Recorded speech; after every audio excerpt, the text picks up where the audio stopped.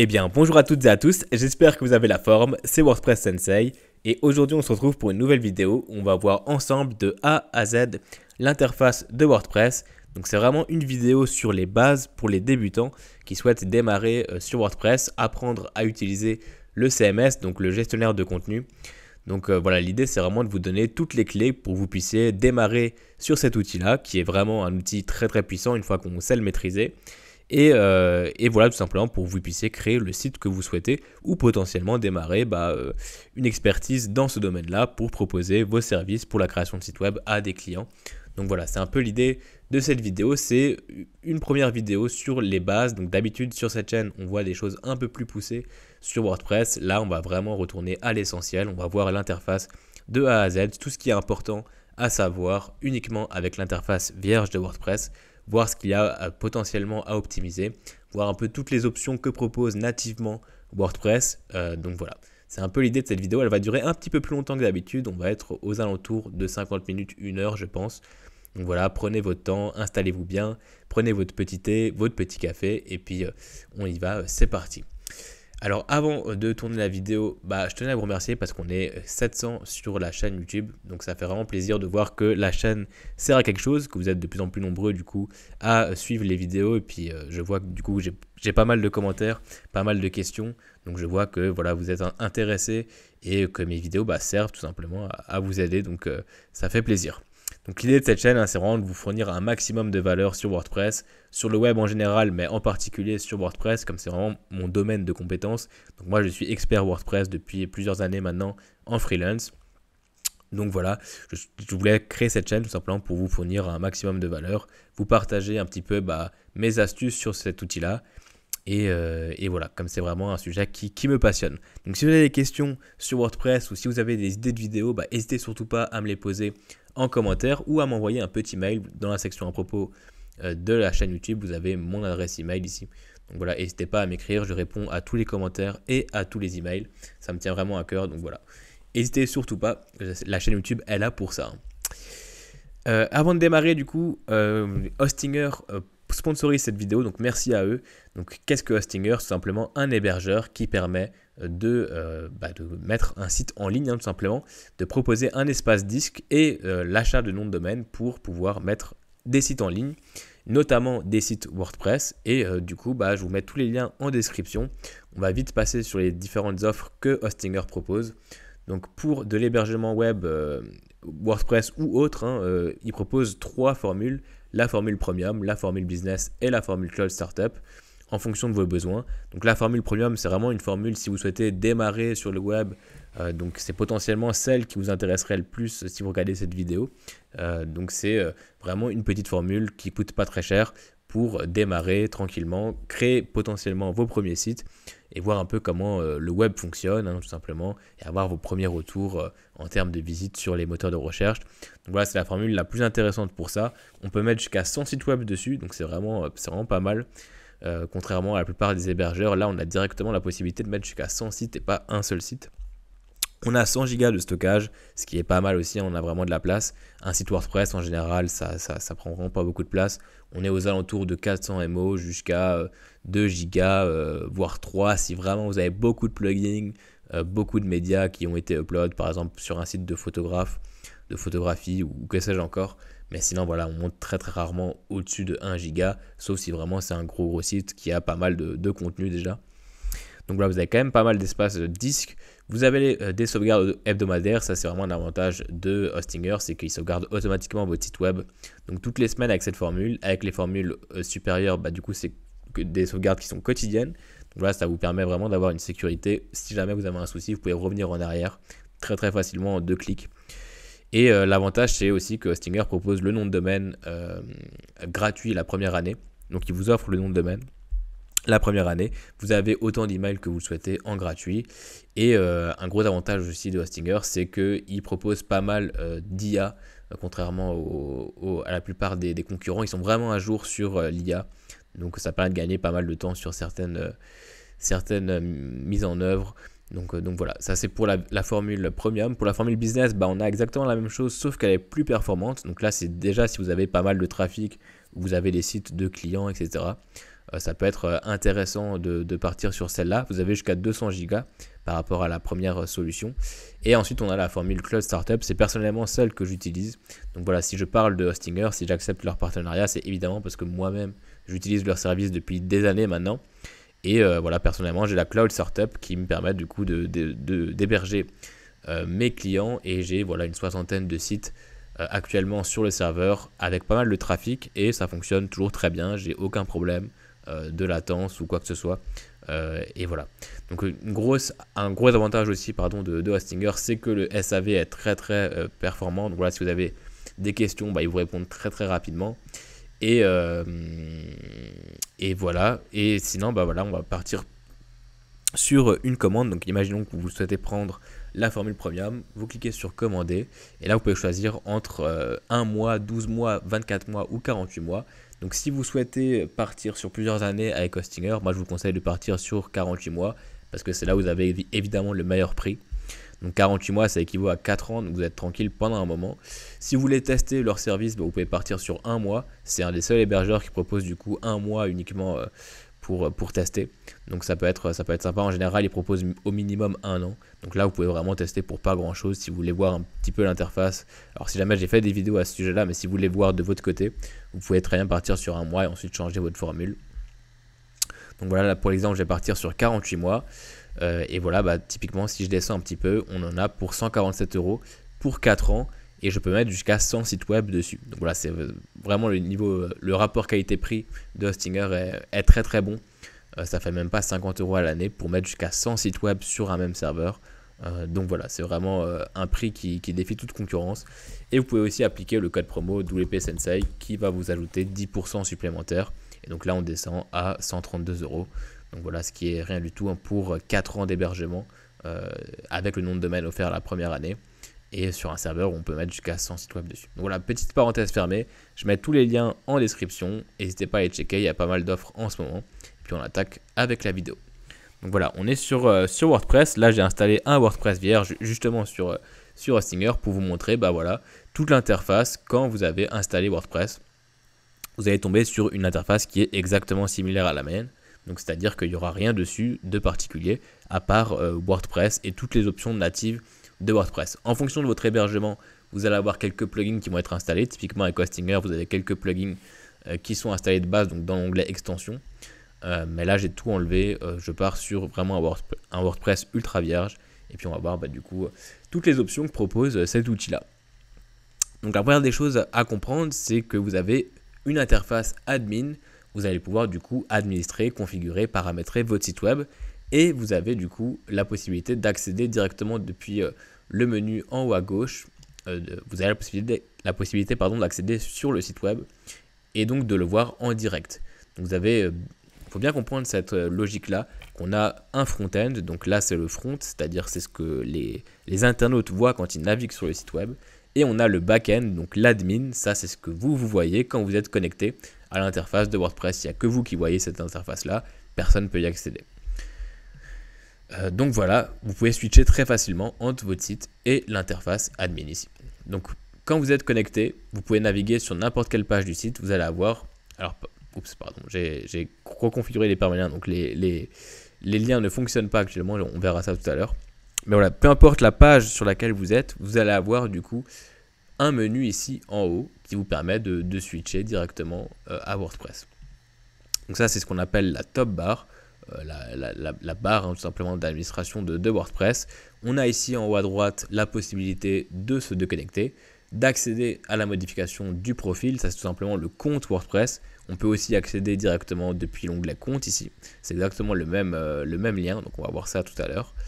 Et ici en haut on a un petit raccourci pour créer des articles, créer des fichiers médias, des pages ou créer des comptes. Voilà, c'est un petit lien qui permet tout simplement de créer. Voilà, c'est pas un lien que j'utilise personnellement énormément. Ici on a du coup l'espace commentaire. Donc voilà, à chaque fois tout ce qu'il y a ici dans la top bar c'est des onglets que vous allez retrouver ici à gauche. Tout ce qui est création, pareil, on va pouvoir le faire directement dans les onglets concernés. Et après, si vous allez tout à gauche, vous avez quelques petites infos sur WordPress. Voilà, si vous allez à propos de WordPress il va vous dire du coup les différentes informations sur la dernière version. Donc là actuellement on est à la 6.4.3. Donc voilà, il vous dit tout ce qui a été mis à jour, les différents bugs qui ont été corrigés ou les différentes options qui ont été ajoutées. Vous avez vraiment un récapitulatif des dernières choses qui ont été faites sur WordPress. Et vous avez aussi voilà, une documentation qui est assez bien faite, hein, si jamais. Vous allez retrouver du coup toutes les infos nécessaires si jamais vous avez une question vis-à-vis des options natives de WordPress. Vous avez aussi un forum. Voilà, si jamais vous avez des questions, le forum est très très actif. Donc voilà, vous avez pas mal, tout ça, ça concerne la communauté, hein, grosso modo, de WordPress. Vous pouvez également contribuer, hein, à la communauté. Donc voilà pour la top bar en haut. Et ensuite, on a le premier onglet qui est le tableau de bord. C'est vraiment le tableau principal de WordPress où vous avez un petit récapitulatif de tout ce qui se passe sur votre site web. Donc si vous allez ici dans options de l'écran, vous allez pouvoir choisir ce que vous affichez ou non dans ce tableau de bord.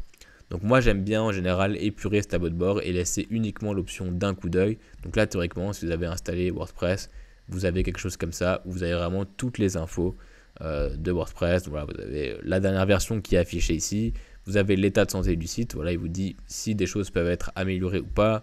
D'un coup d'œil, vous avez le nombre d'articles, le nombre de pages qui sont présentes sur le site, le nombre de commentaires, la version utilisée avec le nom du thème.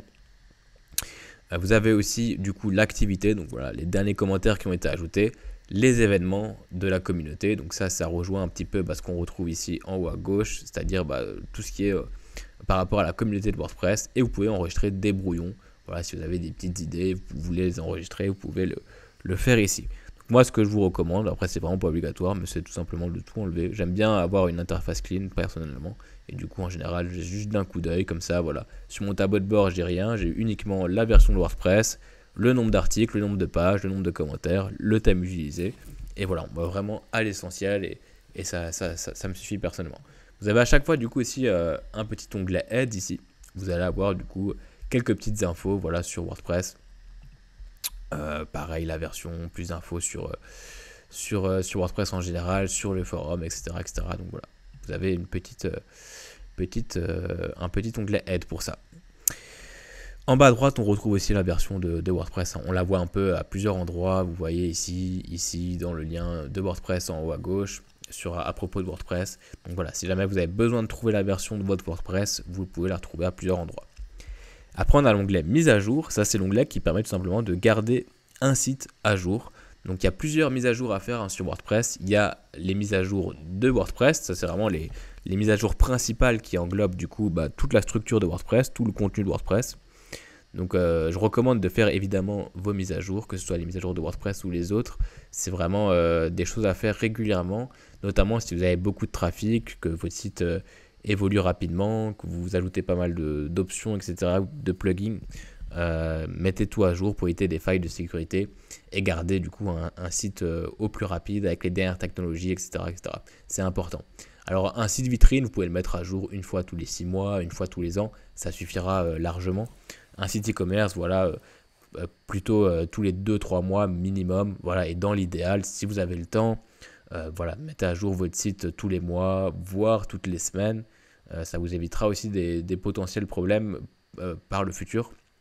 Parce que si vous ne mettez pas à jour votre site pendant 5-6 ans et que tout d'un coup vous mettez tout à jour, il y a de fortes chances que vous allez avoir du coup des petits problèmes ou de compatibilité ou des problèmes de version PHP par exemple, ce genre de choses. Donc l'idée c'est toujours d'avoir un site à jour. Si vous le faites voilà, tous les mois, ça suffit largement et au moins vous êtes tranquille, vous avez un site qui est à jour, qui n'a pas de problème, qui est rapide. Donc voilà. Donc on a les mises à jour de WordPress qui sont les mises à jour du cœur de l'outil. On a les mises à jour d'extensions, ça c'est évidemment en fonction des extensions que vous allez ajouter. Plus vous ajoutez d'extensions, plus votre site est lourd et plus il va falloir le mettre à jour régulièrement. Voilà, en général on conseille de ne pas dépasser 20-30 extensions au grand maximum. C'est vraiment déjà beaucoup, hein. Un site avec 20 extensions c'est déjà pas mal. Après évidemment tout dépend du site web, des fonctionnalités dont il a besoin, etc. etc. Voilà, mais pour un site vitrine en général on dépasse rarement les 10-15 extensions, hein. C'est très très rare. Et pour un site e-commerce, bah, peut-être les 15-20. Mais voilà, si vous avez 30-40 extensions, ça commence à être vraiment beaucoup. Il va falloir souvent le mettre à jour pour éviter des failles de sécurité. Donc voilà, je conseille d'éviter d'installer trop de plugins. Installez vraiment uniquement l'essentiel. Si vous savez un petit peu coder, donc là je pense pas que c'est le cas si vous regardez cette vidéo, mais n'hésitez pas du coup à vous renseigner aussi là-dessus, parce que parfois ça peut être mieux d'ajouter 2-3 lignes de code plutôt que d'installer tout un plugin pour faire une fonctionnalité en particulier. Je ferai peut-être des vidéos du coup à ce sujet-là, mais voilà. Ensuite on a les mises à jour de thèmes. Les thèmes, c'est tout simplement ce qui permet de designer un votre site web. L'extension, c'est ce qui permet d'ajouter des fonctionnalités. Les thèmes, c'est ce qui permet de designer, de tout simplement configurer le design de votre site web. Et ensuite, on a, donc là, il y a thème au pluriel, mais en général, vous allez utiliser qu'un seul thème sur votre site web. Donc voilà, en général, vous n'avez qu'une mise à jour de thème à effectuer. Et ensuite, on a les traductions. Les traductions, c'est simplement du coup les traductions de l'anglais au français sur WordPress, sur différents outils utilisés sur WordPress. Mais voilà, les traductions, ça reste les mises à jour les moins importantes à effectuer. Mais voilà, je vous conseille quand même de les effectuer aussi quand vous avez des mises à jour de traduction à effectuer. Donc là, vous voyez que j'ai un site qui est totalement à jour, ce qui est normal, comme je viens de l'installer. Donc voilà, on a un site qui est vierge, donc forcément, on n'a pas de mise à jour à faire. Si vous avez des mises à jour à faire, vous avez juste à cocher du coup les extensions, les thèmes, les traductions que vous souhaitez mettre à jour, et vous avez juste à cliquer après sur un bouton mettre à jour et ça va automatiquement mettre à jour votre site WordPress. Donc pendant les mises à jour, votre site n'est pas accessible, il est non accessible. On a juste une petite phrase qui est affichée pour dire que voilà, le site est actuellement en maintenance. Mais voilà, en général, c'est très rapide en fonction de vos plugins et vos thèmes évidemment. Mais voilà, en général, en 10 secondes, bah voilà, tout est mis à jour et votre site est de nouveau accessible. Les mises à jour de cœur de WordPress prennent parfois un petit peu plus de temps. Mais voilà, si vous mettez à jour régulièrement votre site, en général, c'est quand même très rapide. Ensuite, on a l'onglet articles, qui est l'onglet qui va répertorier tous les articles de votre site. Donc, il faut bien différencier les articles des pages. C'est vraiment deux types de contenus différents sur WordPress. Donc, les articles, c'est vraiment les actualités. Ça va être des contenus où on va retrouver une date de publication sur l'article. On va retrouver une image mise en avant, l'auteur de l'article et une catégorie. Donc voilà, contrairement aux pages où on aura évidemment une date de publication également, mais qui ne sera pas forcément affichée sur le site web. Ça dépendra de votre thème et des fonctionnalités que vous avez ajoutées. Mais voilà, nativement, les articles sont référencés dans des catégories, ont une date de publication qui est affichée, un auteur et un espace de commentaires où les gens peuvent directement écrire des commentaires, laisser des commentaires. Donc voilà, il y a un espace d'échange, c'est vraiment le principe des articles, c'est de pouvoir écrire ce qu'on souhaite sur des actualités, sur tout et n'importe quoi, et d'avoir des retours des internautes. Donc ça, c'est les articles, et les pages, c'est vraiment des contenus statiques, donc par exemple la page d'accueil, la page de contact, etc., où là on va vraiment avoir un contenu qui est en général relativement fixe, où on n'aura pas d'espace de commentaires, pas de date de publication d'affiché, pas d'auteur d'affiché, etc. Il faut vraiment différencier les deux. Donc là, c'est un peu les articles, c'est un peu le journal, le blog du site, et les pages, c'est tout ce qui est pages statiques qui permettent d'informer sur ce que vous souhaitez. Donc voilà, il faut bien différencier les deux. Donc de base, quand vous installez WordPress, il va automatiquement ajouter un article qui s'appelle Bonjour tout le monde. Vous pouvez évidemment le supprimer ou le modifier si vous souhaitez écrire votre premier article. Alors moi, ce que je recommande, c'est de le supprimer ou de le modifier, surtout pas le laisser comme ça, tel quel, parce que pour le SEO, donc pour le référencement web, c'est pas terrible si vous laissez cet article-là, parce que c'est un article qui a été publié sur des milliers de sites web où les sites web ont oublié tout simplement de l'enlever, et du coup, c'est du contenu dupliqué, c'est pas terrible pour le référencement, donc modifiez-le, supprimez-le, mais voilà, faut pas le laisser comme ça et continuer à ajouter des articles par-dessus. Donc voilà. Donc là, c'est vraiment juste un article d'exemple. On va voir après comment modifier le contenu des articles et des pages. C'est le même principe, mais du coup, voilà. Donc on a quelques petites infos. On retrouve le titre de l'article ici, on retrouve l'auteur, on retrouve la catégorie de l'article, les étiquettes. Les étiquettes, c'est des tags. Faut pas confondre catégorie et étiquette. Catégorie, c'est vraiment pour créer des ensembles d'articles, et étiquettes, c'est plutôt pour ajouter des hashtags en fait, des tags sur votre article pour que les internautes puissent comprendre en quelques mots-clés de quoi parle votre article, tout simplement. On a la date de publication ici et le nombre de commentaires. Donc voilà ce qu'on retrouve pour les articles. Dans options de l'écran ici en haut, on peut choisir ce qu'on affiche, justement si on veut afficher les catégories, les étiquettes, les commentaires ou non. C'est vraiment vous qui voyez, et vous pouvez choisir le nombre d'articles qui sont affichés sur cette page-là. Donc de base c'est 20, donc voilà, vous avez aussi deux modes d'affichage, vue étendue ou vue compacte. Donc voilà, ça c'est vraiment vous qui voyez. Il n'y a pas énormément de différence, c'est surtout sur le contenu qui est affiché directement en dessous du titre. Donc voilà, moi je vous conseille la vue compacte, c'est parfait. Et voilà pour les articles. Donc maintenant, si je veux ajouter un article, j'ai juste à cliquer sur ajouter un article ici. Et là, je vais pouvoir du coup tomber sur l'interface qui me permet de créer mon article. La première des choses à faire, c'est de mettre le titre de l'article. Donc par exemple ici, article 1, typiquement. On va pouvoir du coup ajouter du contenu juste en dessous. Donc là, on peut écrire ce qu'on veut. Donc là, je vais mettre par exemple du latin, lorem ipsum. Hop. Et ensuite, en surlignant les différents éléments, on peut mettre le texte en gras, en italique, mettre des liens. C'est vraiment un éditeur. Donc ça, c'est l'éditeur de base de WordPress qui s'appelle Gutenberg, que personnellement, je n'utilise pas énormément, mais voilà, c'est un éditeur qui fait le taf et qui est installé nativement sur WordPress.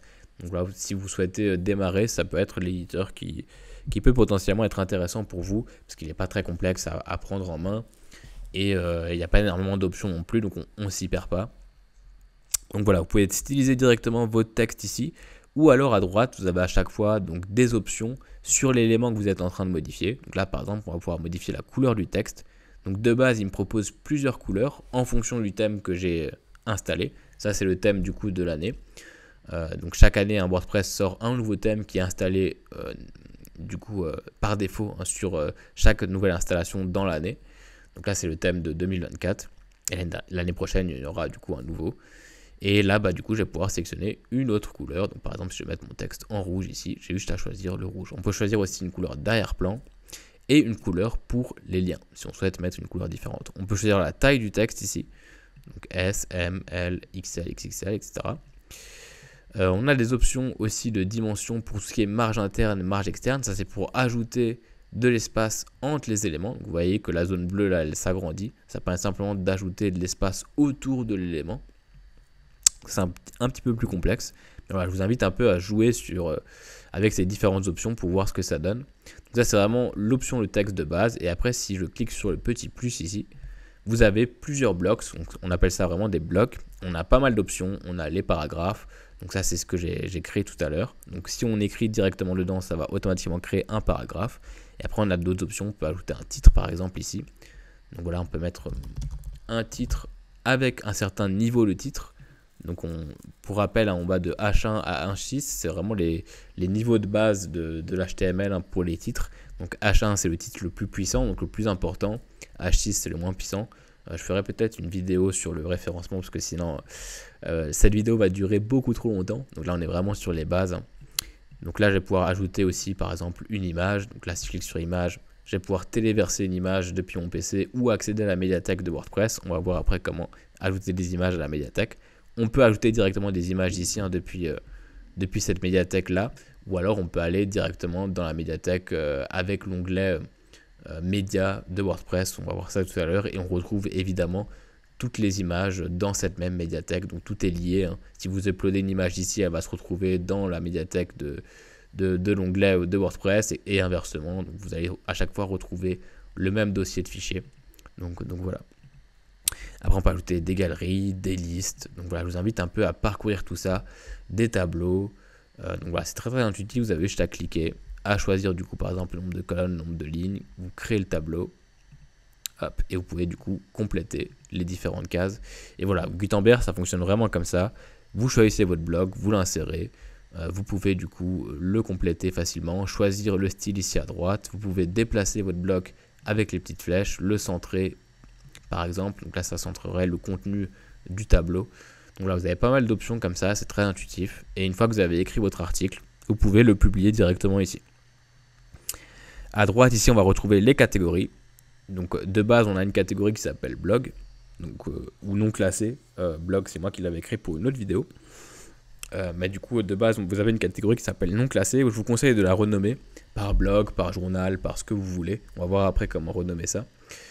Mais voilà, laissez pas non classé, parce que pareil, ça va être un lien qui... C'est des mots-clés qui sont placés sur des milliers de sites web, parce que du coup, beaucoup de gens laissent cette catégorie non classée de base et la laissent s'indexer sur les moteurs de recherche, alors que c'est pas forcément terrible. Donc voilà, prenez vraiment le réflexe de supprimer ces mots-clés là et les changer par ce que vous souhaitez. Ensuite, on a du coup l'onglet étiquette où on va pouvoir ajouter des tags, hein, c'est ce que je vous disais à mon article. Donc, par exemple, je vais mettre tag 1 ici, hop, j'appuie sur entrée, ça ajoute du coup automatiquement un tag. Je peux définir une image mise en avant, donc là par exemple, je vais pouvoir sélectionner mon petit logo, juste pour l'exemple. Je peux mettre un extrait, l'extrait c'est ce qui est récupéré quand l'article est affiché quelque part, quand il est listé. On va avoir du coup le petit extrait qui va être affiché. Si vous ne complétez pas cet extrait, il va automatiquement chercher le début de votre article et afficher le début de votre article pour inciter les personnes à aller lire la suite, tout simplement. Et ensuite, on peut choisir si on autorise ou pas les commentaires pour cet article. Et quand on a tout terminé ici, on peut publier notre article. On peut également directement le planifier. Donc si je vais ici sur publier, je vais pouvoir du coup choisir si je le publie immédiatement ou si par exemple je le planifie. Donc là j'ai juste à choisir une date, par exemple pour le 23 février, je peux le planifier à une certaine heure et automatiquement il sera publié à ce moment là. Donc là je vais juste mettre maintenant, hop, je vais cliquer sur publier. Et donc là vous voyez que quand je fais ça, j'ai une petite option ici voir l'article. Donc je peux accéder directement à mon article. Donc là vous voyez qu'il a pris l'image mise en avant que j'ai ajoutée. On a notre titre d'article, article 1, on a la date de publication, l'auteur, la catégorie. On a notre petit texte rouge qu'on a mis en grand. On a le titre qu'on a ajouté ici. On a le tableau qui est vide par contre. Et ensuite on a les tags si vous avez ajouté des tags. Donc voilà, on a vraiment là la base d'un article ultra classique. C'est vraiment juste pour vous montrer un peu comment ça fonctionne. Et si vous souhaitez revenir sur l'espace de tout à l'heure, vous avez deux options où vous cliquez sur la flèche pour revenir en arrière, ou vous avez à chaque fois en fait, quand vous baladez sur WordPress, l'option modifier l'article. Vous allez retourner directement sur l'interface qu'on avait tout à l'heure pour modifier tout simplement le contenu de l'article. Donc voilà, et là si je retourne sur WordPress en cliquant sur le petit logo en haut à gauche, je retombe sur le listing des différents articles. Donc voilà, j'espère que vous avez un peu compris la logique de création d'articles. Donc ça c'est vraiment juste pour créer des articles. Ensuite on a l'onglet catégorie. Ça, c'est ce que je vous expliquais avant. Donc, de base, normalement, vous avez une catégorie non classée. Vous pouvez la renommer. Vous pouvez, du coup, la changer par un autre nom. Là, j'ai mis, par exemple, blog. Et donc, ensuite, si on souhaite ajouter plusieurs catégories, on va pouvoir mettre, par exemple, ici, catégorie 1. Voilà. Le slug, c'est simplement l'URL. Donc, ça va être le lien qui va permettre d'accéder à cette catégorie-là. Si vous complétez rien, il va automatiquement prendre le nom de la catégorie et ajouter les tirets s'il y a des espaces, tout simplement. On peut choisir de mettre une catégorie parente. Donc ça, c'est si vous souhaitez faire des sous-catégories. Là, j'ai pas envie de le faire personnellement. Et on peut ajouter une description pour cette catégorie-là. Par exemple, je vais mettre juste Lorem Ipsum pour l'exemple. Je clique sur ajouter une catégorie. Et là, vous voyez que ça m'a ajouté une nouvelle catégorie. Donc maintenant, si je retourne sur un article, par exemple mon article 1 de tout à l'heure, je vais pouvoir choisir entre le blog ou la catégorie 1 ici. Je peux très bien mettre l'article dans les deux catégories si j'ai envie aussi. Et donc, quand un article est dans une catégorie, en fait, vous allez pouvoir accéder à cette catégorie directement en cliquant sur voir ici. Donc là, si je clique sur voir, vous voyez qu'on tombe bien sur la catégorie. Et donc là, ça va lister tout simplement tous les articles qui sont présents dans cette catégorie-là. Ok, alors j'espère que vous avez compris cette logique de catégorie. Les étiquettes, c'est exactement pareil. Par exemple, ici, on avait notre tag 1. Si je clique dessus, vous voyez que, pareil, il va référencer tous les articles qui ont ce tag-là. Ça, c'est vraiment pour les articles. Ensuite, on a l'onglet Médias. Médias, c'est là où vous allez retrouver du coup toute la librairie de votre site web. Donc, toutes les images, tous les PDF, que ce soit du PNG, que ce soit du PDF, comme dit, que ce soit du JPEG, du SVG ou encore d'autres formats. Voilà, ça fonctionne. Vous pouvez uploader pas mal de formats différents sur WordPress. Pour uploader un format, vous pouvez cliquer sur ajouter un média ici et le téléverser depuis votre PC ou votre Mac. ou alors vous avez juste à le glisser directement sur WordPress et ça va le récupérer. Donc voilà, il n'y a pas grand chose à dire sur cette interface là. Vous pouvez du coup les afficher en grille ou en liste ici, en cliquant ici. Et si vous cliquez sur une image, vous avez pas mal d'options ici. Vous pouvez ajouter du texte alternatif, c'est la balise Alt qui permet de booster votre SEO, donc votre référencement web. Donc là, en général, on met quelques petits mots-clés en rapport avec l'image. On a le titre de l'image, ça c'est automatiquement le titre que vous avez, le titre de l'image que quand elle a été uploadée, hein, qui est récupéré directement dans cette option-là.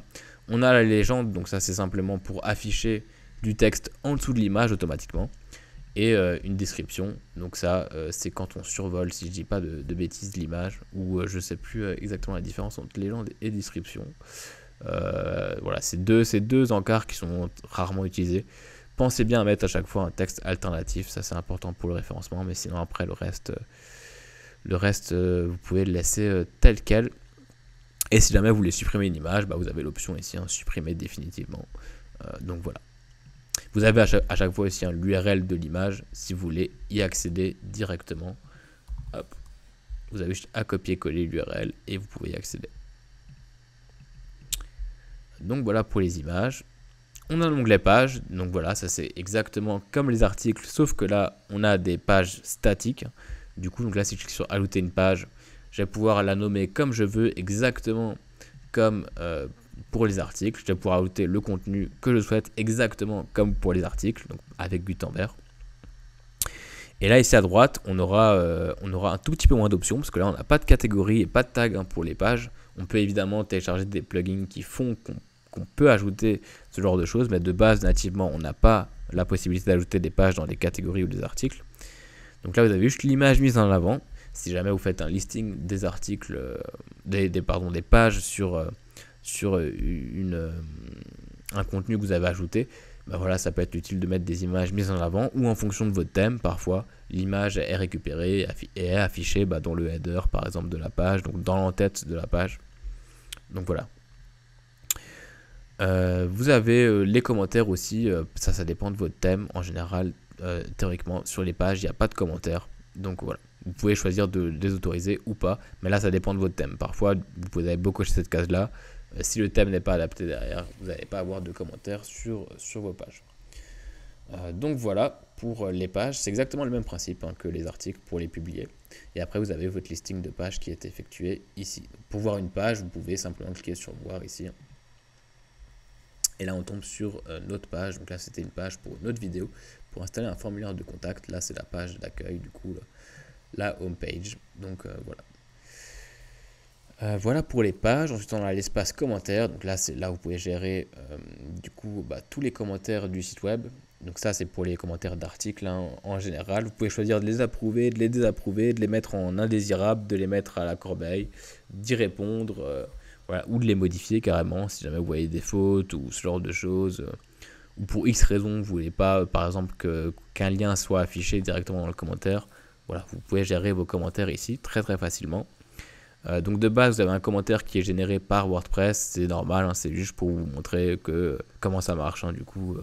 Donc c'est lors de l'installation de WordPress, vous avez un article et dans cet article qui a été généré, vous avez un commentaire qui a été généré. Donc voilà, si jamais on veut supprimer un commentaire, on clique sur la corbeille, ça le met directement ici dans la corbeille et on peut vider la corbeille. On a toujours cette sécurité, hein, sur WordPress, que ce soit avec les pages, les articles, les commentaires, de se dire que voilà, quand on met un élément à la corbeille, on peut toujours le récupérer avec cet onglet la corbeille. On peut choisir de rétablir du coup la page ou l'article, ou de supprimer définitivement ce contenu-là, ou en vidant la corbeille directement. Voilà, donc ça permet d'être un peu rassuré. Et si jamais on rétablit un élément qui a été mis à la corbeille, il sera enregistré en brouillon. Et donc ça veut dire qu'il n'est pas publié, qu'il n'est pas visible sur le site. Donc ça, si je retourne du coup sur ma page ici, vous voyez que l'article est en brouillon et qu'il faut le publier pour qu'il soit affiché. Si vous n'avez pas cette option publier mais que vous allez mettre à jour, ça veut dire que l'article a déjà, ou la page a déjà été publiée. Et donc ça, c'est juste pour mettre à jour les options que vous allez modifier sur cette page là, ou le contenu que vous allez modifier. Donc voilà. Ensuite on a l'onglet apparence, ça c'est l'onglet qui permet de gérer tous les thèmes le thème de votre site, parce qu'on peut avoir qu'un thème activé en même temps. Donc de base il installe plusieurs thèmes. On a les des 3 dernières années qui sont installés nativement. Et après, vous pouvez ajouter autant de thèmes que vous souhaitez. Mais voilà, vous pouvez en activer que un pour le coup.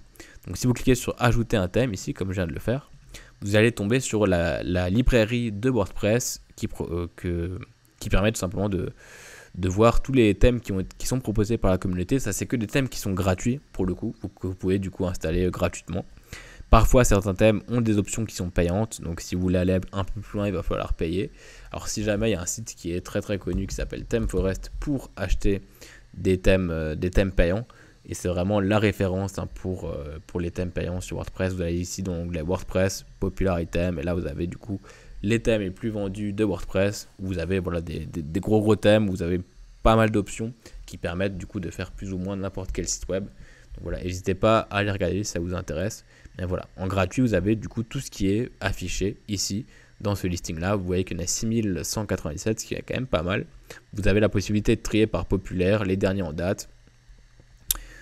Ou alors vous pouvez aussi filtrer directement ici en fonction des fonctionnalités que vous souhaitez. Si par exemple vous souhaitez créer un e-commerce, cochez la case e-commerce et du coup vous allez avoir uniquement les thèmes qui sont adaptés pour l'e-commerce.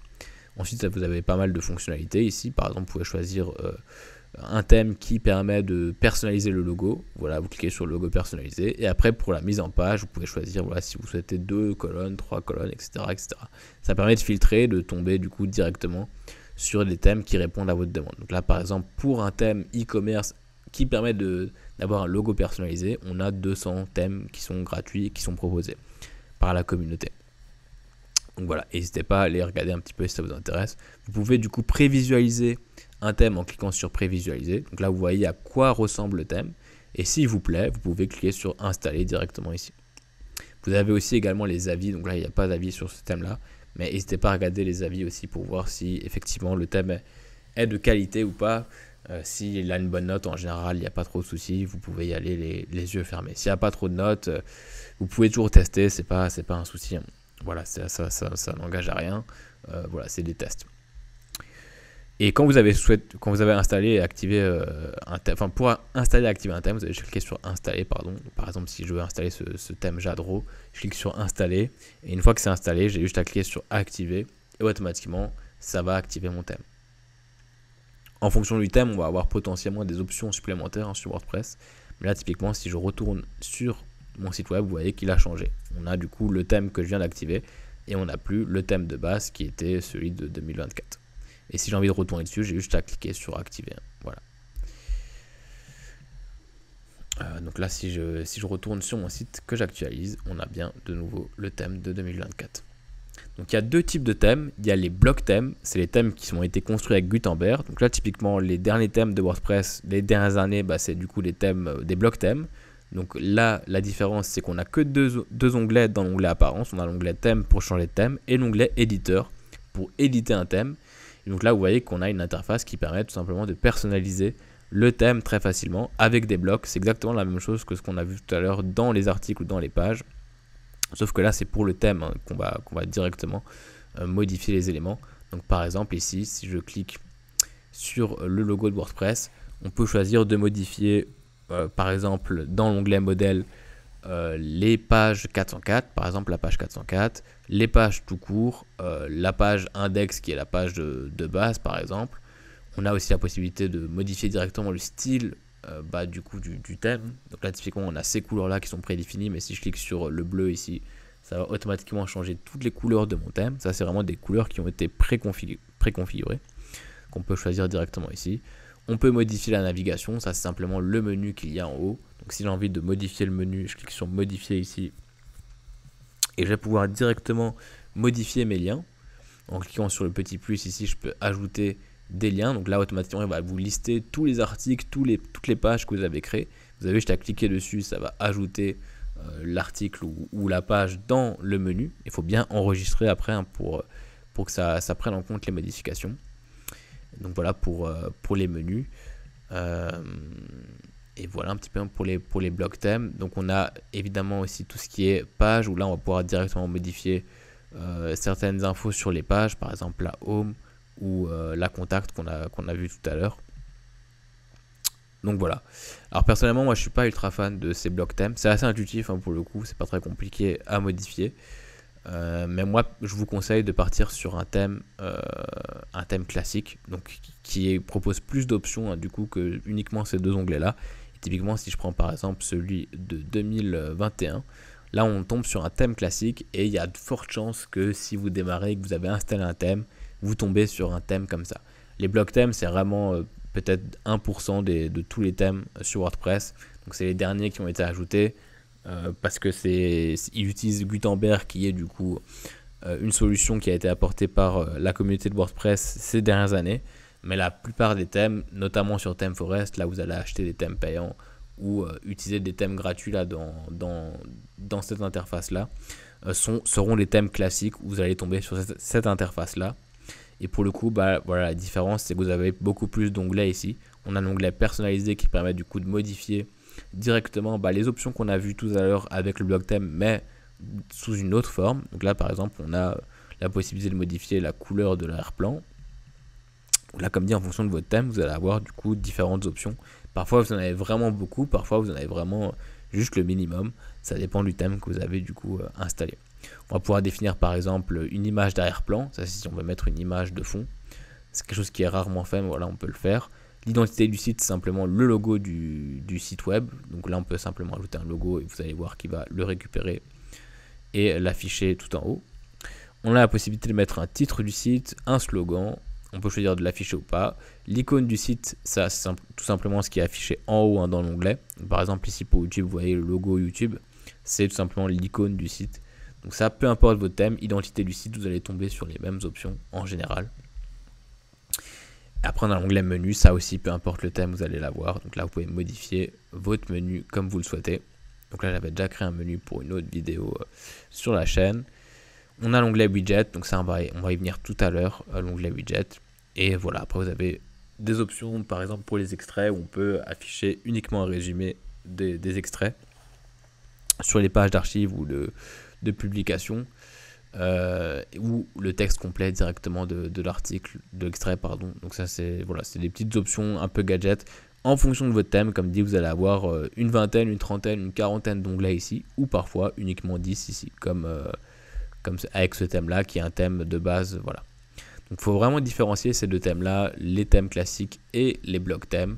Donc voilà, les blocs thèmes, voilà, c'est typiquement depuis 2022 qui ont été ajoutés. Donc voilà, on a 3 blocs thèmes ici tout en bas et quelques-uns qui sont partagés par la communauté, mais ça reste très très rare. Donc je ferai peut-être une vidéo sur les blocs thèmes de A à Z, parce qu'il y a quand même quelques petites infos à donner. Et voilà, mais je ne vais pas en parler plus que ça dans cette vidéo, parce qu'il y a 99% de chances que vous n'allez pas en utiliser. Donc voilà, j'en ferai une vidéo, sinon la vidéo va durer ici 3 heures. Donc voilà, on a l'onglet widget, donc ça c'est les outils. Ça permet tout simplement d'ajouter des éléments à des sidebars par exemple, ou des footers. Donc là par exemple, avec ce thème ici, on a uniquement un espace pied de page. Donc vous avez à chaque fois le nom de l'espace ici en haut. Donc typiquement pied de page, ça va être le bas du site, ce qui va être affiché ici. Parfois vous avez un espace sidebar, c'est en général une barre latérale sur le côté du coup des articles. Et donc voilà, donc là typiquement on peut ajouter uniquement avec ce thème là des widgets dans le pied de page. Et donc là pareil, on peut ajouter un bloc et on se retrouve avec exactement les mêmes blocs que ce qu'on avait dans l'éditeur de page ou l'éditeur d'articles. Donc là par exemple, si j'ajoute du paragraphe, hop, et que je mets par exemple Lorem Ipsum et que je mets à jour mon pied de page, que j'actualise, vous voyez que ça a ajouté du texte au bas du site, donc dans le footer qui veut dire pied de page tout simplement. Donc voilà, je pourrais très bien ajouter aussi des images et toutes les options que me propose Gutenberg, l'éditeur de base de WordPress. Donc ça, comme dit, c'est en fonction de votre thème. En fonction de votre thème, vous allez avoir du coup plusieurs espaces de widget ou non. Ensuite, on a l'onglet menu. C'est l'onglet qui permet de gérer tout simplement les menus du site web. Donc de base, vous n'avez pas de menu. Donc, vous allez tomber sur cette interface-là où vous allez pouvoir créer un menu. Vous pouvez mettre ce que vous voulez comme nom du menu. Par exemple, le menu principal ici. Hop. Vous cliquez sur créer le menu. Et ensuite, vous allez pouvoir choisir ce que vous ajoutez à ce menu-là. Donc là, ici à gauche, on retrouve toutes les pages du site, tous les articles du site. On peut ajouter des liens personnalisés. des catégories ou parfois aussi des formats. Donc là typiquement je vais pouvoir ajouter ma page d'accueil au menu. Donc, vous avez juste à la cocher et à cliquer sur ajouter au menu. On a par exemple la possibilité d'ajouter des articles. Donc là, je vais mettre par exemple mon article 1. Et voilà un exemple avec des liens personnalisés. Là je pourrais très bien mettre une URL au choix. Typiquement voilà, le lien de ma chaîne YouTube. Hop, je le copie, je le colle ici. Et puis dans le texte du lien, je mets ce que je veux. Par exemple, ma chaîne YouTube. Hop, je clique sur ajouter au menu. Et une fois qu'on a paramétré notre menu comme on le souhaite, on a juste à cliquer sur enregistrer le menu. Après, on peut le récupérer de plusieurs façons, mais voilà, le plus simple ici dans cette vidéo, je vais vous montrer comment choisir un emplacement de menu. Donc, on a plusieurs emplacements qui sont proposés par le thème. Donc, en fonction de votre thème, vous allez avoir 10, 20 emplacements, ou parfois 2, comme ici, si c'est un thème assez minimaliste. Donc là, typiquement, si je vais sur le site et que j'actualise, on n'a pas de menu ici en haut, parce que je n'ai pas choisi d'emplacement. Mais si là, je coche menu principal et que j'enregistre le menu, et que j'actualise mon site, on a bien le menu qui est affiché directement en haut. Donc là, j'ai bien ma page d'accueil, j'ai bien mon article ici, et j'ai bien le lien vers ma chaîne YouTube. Donc là, si je clique dessus, je vais tomber directement sur ma chaîne YouTube. Donc voilà pour les menus.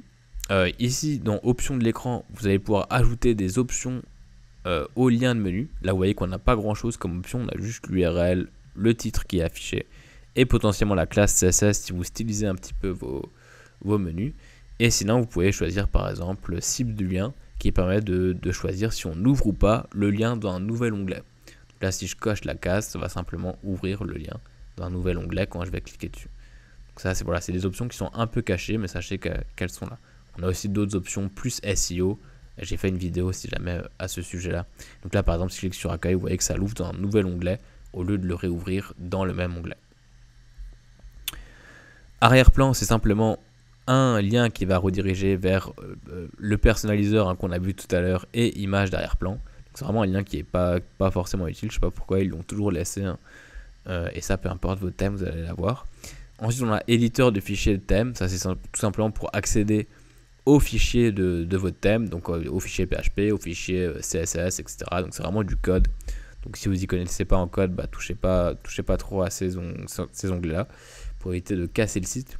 Et voilà, si jamais vous avez une modification à faire dans le code du thème, c'est pratique parce qu'on peut y accéder directement depuis WordPress plutôt que de passer par un FTP ou par les fichiers du site. L'onglet extension, c'est l'onglet qui permet d'installer des extensions. Donc, pour rappel, l'extension, c'est ce qui permet d'ajouter des fonctionnalités à votre site web. Donc là, si je clique sur ajouter une extension, pareil, j'ai un catalogue d'extensions comme le catalogue de thèmes que je vais pouvoir installer. Donc n'hésitez pas à regarder quand même les avis avant d'installer une extension. Si c'est bien noté, qu'il y a beaucoup d'installations, que c'est régulièrement mis à jour aussi, vous pouvez aller les yeux fermés. C'est que c'est une extension qui est qualitative et qui permet de faire ce que vous souhaitez en général et voilà, qui fonctionne bien tout simplement. Vous avez plusieurs onglets. Ici, vous avez l'onglet populaire, comme tout à l'heure, où là, on va retrouver les grosses extensions. Par exemple, Elementor, qui est un page builder qui remplace en fait un Gutenberg, qui est beaucoup plus complet. On va pouvoir faire beaucoup plus de choses et qui est potentiellement plus intuitif aussi parce qu'on travaille en direct. C'est un peu comme un PowerPoint, si vous voyez un petit peu l'idée. J'ai fait une vidéo où je présente Elementor de A à Z, donc n'hésitez pas à la regarder. Ou par exemple ici Contact Form Set, qui est un plugin qui permet simplement d'ajouter des formulaires de contact. Pareil, j'ai aussi fait une vidéo à ce sujet-là pour être contacté directement depuis votre site web. Vous avez les populaires, les recommandés, les favorites, ça c'est si jamais vous avez ajouté des extensions dans vos favoris. Et pour installer une extension, vous allez juste cliquer sur installer, par exemple ici la Contact Form Set, et cliquer sur activer. En général, l'installation se fait toujours très rapidement. Par exemple, pour Contact Form Set, vous voyez qu'on a un nouvel onglet ici, après avoir installé l'extension, où je vais pouvoir créer un formulaire de contact. Donc ça, si jamais j'ai fait une vidéo à ce sujet-là. Donc voilà.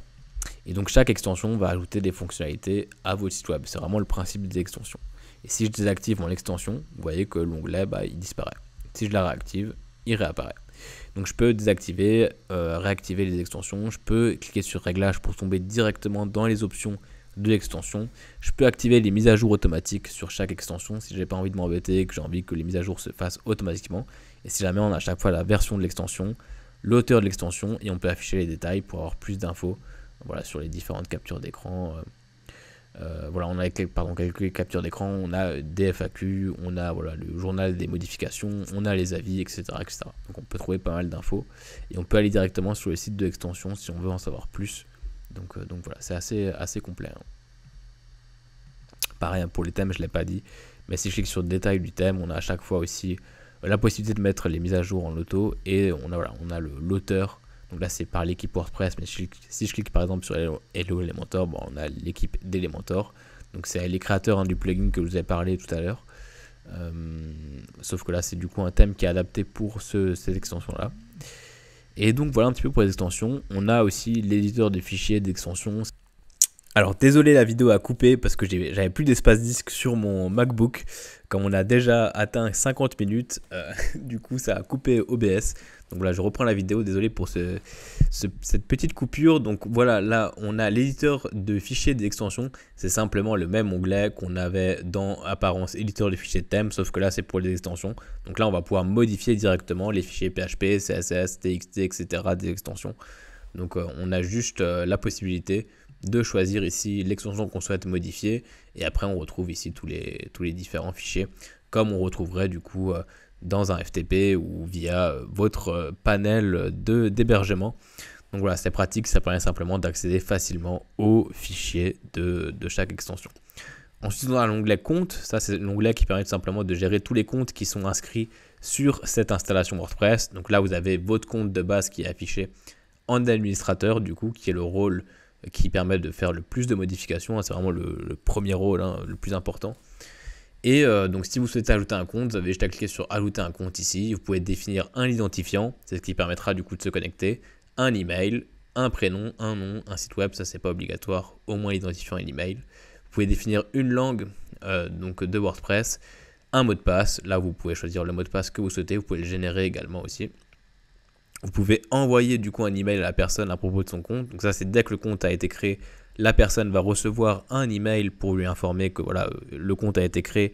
Et donc elle va pouvoir paramétrer son mot de passe directement via un lien qui a été envoyé par mail. Donc ça peut être pratique si vous ne voulez pas forcément prendre le temps de lui envoyer un mail. Voilà, vous avez juste envie de lui envoyer une notification où la personne peut directement paramétrer son mot de passe. Voilà, vous laissez cocher cette case là et automatiquement elle va recevoir une notification, donc un mail pour lui dire que voilà, le compte a été créé avec un lien qui va permettre du coup de créer son propre mot de passe. Et après vous allez pouvoir du coup choisir un rôle pour ce nouveau compte. Donc vous avez plusieurs rôles de base sur WordPress. Vous avez l'administrateur évidemment, donc ça c'est celui qui permet de tout faire sur l'interface. L'éditeur qui a un peu moins de droits, l'auteur encore moins. Donc par exemple l'auteur il peut juste écrire des articles. Pareil contributeur mais avec encore moins d'options. L'abonné il peut quasiment rien faire si je ne dis pas de bêtises. Et après voilà, en fonction des plugins que vous allez ajouter sur votre site, vous allez avoir plus ou moins des rôles qui vont s'ajouter ici. Typiquement par exemple pour les plugins SEO, on a souvent du coup un rôle expert SEO qui va permettre uniquement d'accéder aux options SEO du site web. Donc voilà, ça permet simplement de simplifier l'interface pour tout le monde et d'éviter que certaines personnes potentiellement malveillantes fassent n'importe quoi sur votre site web. Donc voilà, le rôle administrateur, veillez bien à le partager uniquement à des personnes de confiance pour éviter tout problème, tout simplement. Ensuite, vous avez l'onglet profil. Ça, c'est l'onglet où vous allez pouvoir paramétrer du coup votre profil. Vous allez pouvoir du coup choisir les couleurs de l'interface. Donc de base, c'est ce bleu-là, le bleu iconique de WordPress. Mais vous pouvez changer les couleurs de l'interface si vous le souhaitez. Vous avez quelques petits choix de palette. Et ensuite, vous allez pouvoir du coup choisir si vous affichez par exemple la barre d'outils quand vous visitez le site web. Donc là, typiquement, si je suis sur WordPress en étant connecté, sur mon site WordPress en étant connecté, j'ai bien la barre d'outils. C'est la barre que je vous ai montré en tout début de vidéo. Si on décoche cette case-là, ça va simplement la masquer quand vous naviguez sur le site. Ça peut être utile si vous souhaitez voir à quoi ressemble le site directement sans la barre, sans passer par une navigation privée ou en changeant de navigateur. Mais voilà, laissez cocher cette case-là si vous ne souhaitez pas forcément cette option. Vous pouvez définir la langue de WordPress. Là, vous avez vraiment un large choix. Voilà votre prénom, votre nom, votre mot de passe tout en bas, voilà, vous pouvez le changer si vous le souhaitez. Et une illustration de profil, ça c'est notamment si vous publiez des articles de blog, ça va récupérer l'illustration que vous mettez ici, donc ça peut être sympa Voilà, si jamais c'est un blog et que vous publiez pas mal d'articles, vous avez du coup un profil auteur sur votre site web. Ça peut être sympa de mettre une petite illustration plutôt que celle de base. Donc voilà. Ensuite, on a l'onglet outils qui ne sert pas forcément à grand chose, il sert surtout à importer et à exporter du coup des données d'un autre WordPress, ou si vous voulez déplacer WordPress d'une certaine manière, ça peut être utile. Donc voilà, ou par exemple des flux de données. Voilà, vous avez pas mal d'options d'import-export, mais voilà, c'est un onglet qui est peu utilisé aujourd'hui parce qu'on a pas mal de plugins qui font la même chose mais en beaucoup mieux et en plus simple. Donc voilà. Et ensuite on a l'onglet réglages qui est le dernier onglet de l'interface de WordPress, où là on va pouvoir du coup définir le titre du site. C'est le titre principal du site qui va être récupéré du coup dans les onglets de votre navigateur. Donc là par exemple vous voyez WP Sensei. Le slogan c'est le titre secondaire, hein, et ces deux options là vont être envoyées aussi sur les moteurs de recherche dans les meta title et meta description, si je dis pas de bêtises pour le slogan, ou alors il est peut-être mis également dans la meta title, je sais plus, à vérifier. Mais voilà, ça c'est quand vous n'utilisez pas d'options SEO, de plugin SEO. C'est ces options-là qui vont être directement utilisées pour ça. Ensuite, on a du coup, j'ai plus beaucoup de batterie, donc je vais essayer de terminer la vidéo rapidement. Donc on a l'adresse web de WordPress, ça faut pas y toucher pour le coup, sinon ça risque de faire planter votre site web. On a l'adresse email d'administration, ça c'est l'adresse qui va être utilisée par les plugins qui souhaitent contacter l'administrateur du site. Pour X raisons, si vous souhaitez des notifications sur tel ou tel plugin, ça va souvent prendre cette adresse-là pour vous envoyer ça. Et si jamais il y a un problème, voilà, c'est souvent cette adresse-là qui va être utilisée. Vous avez du coup la langue du site que vous pouvez paramétrer, le fuseau horaire avec le format de date. Donc ça c'est vraiment pour vous, tout simplement en fonction de votre fuseau horaire et votre format de date, format d'heure préféré pour les publications, notamment des articles. Donc voilà. Ensuite on a l'onglet écriture qui ne sert pas à grand chose, hein, il sert surtout à définir la catégorie par défaut des articles. Donc si vous n'en sélectionnez pas, il va automatiquement mettre la catégorie que vous renseignez ici. Et typiquement vous allez aussi pouvoir connecter un serveur de messagerie pour pouvoir publier par mail des articles donc directement sur WordPress. C'est une option que j'ai jamais utilisée personnellement, donc je ne peux pas vous en dire plus. Mais voilà, je sais que c'est possible et c'est ici que ça se fait. On a l'onglet lecture, où là on va pouvoir définir du coup si la page d'accueil affiche les derniers articles. Donc là typiquement si je fais ça, je vais sur ma page d'accueil, pardon. Hop, ça va m'afficher les derniers articles qui ont été publiés sur ce site. Si je clique sur une page statique et que je sélectionne une page ici, ça va afficher du coup la page que j'aurais sélectionnée. Donc là typiquement, si j'actualise mon site web, on a la page d'accueil ici qui est vide, on ne l'a pas complétée tout à l'heure. Donc voilà, ça c'est en fonction de ce que vous préférez. Si vous avez un blog, en général, on laisse les derniers articles ici. Si vous n'avez pas un blog, mais que vous avez du coup un site vitrine ou quoi que ce soit d'autre, en général, on utilise une page statique pour la page d'accueil. Donc la page d'accueil, c'est simplement la page qui est accessible depuis l'URL vierge, donc depuis votre nom de domaine vierge. Donc là, typiquement, wpsensei.fr. Donc voilà, et on peut définir après une page des articles. Donc ça, c'est la même chose que les derniers articles ici. Donc ça va simplement lister tous les articles qui ont été publiés voilà, sur une page précise. Donc si vous souhaitez créer une page de blog spécifique, voilà. C'est ici que ça se fait. Vous pouvez choisir du coup le nombre d'articles qui sont affichés sur cette page-là de listing. Au bout de 10, ça va créer une nouvelle page que vous allez pouvoir accéder tout simplement à la page 2 des articles. Ça dépend de votre thème, en général c'est le cas. Et voilà, vous avez aussi cette option-là sur cette page-là qui peut être utile, qui permet tout simplement de désindexer le site des moteurs de recherche. Donc ça c'est bien lorsque vous construisez le site, quand il est encore en cours de construction, en cours de développement. Vous ne souhaitez pas forcément le voir directement affiché sur les moteurs de recherche. Donc vous pouvez cocher cette case-là, vous pouvez construire votre site tranquillement, le terminer, et une fois que vous avez tout développé, vous pouvez tout simplement l'envoyer sur les moteurs de recherche en décochant cette case-là. Donc si vous décochez cette case, ça va enlever la balise non index sur les pages du site, ça va du coup l'uploader sur les moteurs de recherche. Donc voilà, moi c'est ce que je conseille, c'est d'abord quand vous installez WordPress, vous cochez directement cette case-là, comme ça il n'est pas indexé. Vous configurez votre site, vous le créez tout simplement. Et une fois qu'il est terminé, vous décochez cette case-là et ça va l'envoyer sur les moteurs de recherche en étant un site propre, du coup, pas en construction. Et ça sera toujours mieux aux yeux des robots des moteurs de recherche. Donc voilà.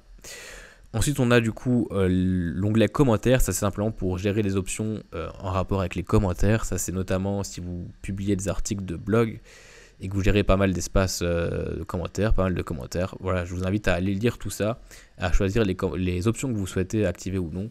Voilà, grosso modo, c'est pour choisir si vous êtes notifié quand il y a un nouveau commentaire, si tout le monde peut publier un commentaire ou si uniquement les personnes qui ont renseigné leur nom et leur adresse mail peuvent publier, etc. etc. Donc voilà, c'est des petites options de gestion de commentaires. On a l'onglet médias qui permet de gérer la taille des médias par défaut. Donc ça, c'est vraiment des tailles génériques qui sont automatiquement créées quand on upload une image dans la médiathèque. Honnêtement, j'ai jamais touché à ces options-là. Donc vous pouvez laisser les tailles de base de WordPress, ça sera très bien. On a l'onglet permalien, ça c'est pour définir du coup une structure de permalien. Donc les permaliens, c'est simplement les liens du site web. Donc de base, vous avez une structure simple, où vous avez du coup un point d'interrogation P par exemple pour page égale avec un ID. Donc là par exemple 123 qui est l'ID d'une page. Et donc de base, on a cette structure-là qui n'est pas très propre.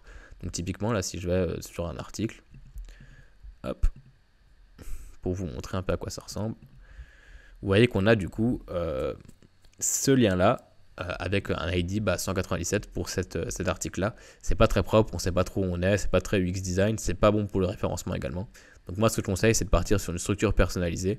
Et la meilleure structure, selon moi, c'est celle de mettre tout simplement les catégories et ensuite postname. Ça va permettre tout simplement de récupérer la catégorie du contenu et ensuite de mettre un slash, le nom du contenu. Et si c'est une page, ça va tout simplement rien récupérer ici pour la catégorie et ça va mettre directement le nom de la page. Et donc si je fais ça et que j'actualise du coup mon article, que je retourne ici, que je clique sur voir l'article, hop. Alors là, il ne le prend pas, ce qui est normal. Hop. Voilà, donc vous voyez que le lien a changé ici en haut. On a /blog /article 1, c'est quand même plus propre aux yeux des humains qui naviguent sur votre site et aux yeux des robots, des moteurs de recherche. Donc là, je vous conseille dès le début de régler ces permaliens pour que ce soit bien structuré, que ce soit propre. Et ensuite, du coup, on a une autre option ici qui est le préfixe des catégories. Donc de base, c'est vierge, hein, c'est pas rempli. Et donc si vous complétez rien, en fait, si je vais sur une catégorie, ici par exemple dans article catégorie, vous voyez que l'URL c'est /catégorie avec un Y /blog. Et donc en fait c'est pas traduit, hein, tout simplement de base c'est écrit en anglais. Et si vous avez un site francophone, le mieux c'est d'écrire du coup catégorie IE ici et d'enregistrer pour avoir tout simplement pareil des liens propres écrits en français. C'est toujours mieux, hein, pour le coup. Donc là vous voyez que ça a remplacé catégorie avec un Y par catégorie IE. Et pour les tags, c'est tout simplement /tag, donc c'est moins gênant. Comme c'est un mot qu'on utilise pas mal aussi en français aujourd'hui, plutôt que étiquette, là c'est vraiment vous qui voyez. Moi en général je laisse du coup les tags tels qu'ils sont, je change juste catégorie Y avec la catégorie IE pour que ce soit propre, et voilà. Ensuite on a l'onglet confidentialité, puis on aura terminé avec l'interface de WordPress. C'est simplement l'onglet qui permet de définir une page de confidentialité, de politique de confidentialité. En fait c'est vos mentions légales et ce que vous complétez ici va être potentiellement utilisé par des plugins quand il y a nécessité d'afficher du coup cette page là. Donc par exemple avec WooCommerce sur la page de commande, c'est une option qui va être utilisée. Donc voilà, ça permet simplement de simplifier vos paramétrages de plugins qui utilisent la page de politique de confidentialité. Donc voilà, une fois que vous l'avez créée, vous la sélectionnez ici et vous cliquez sur utiliser cette page et ça sera bon.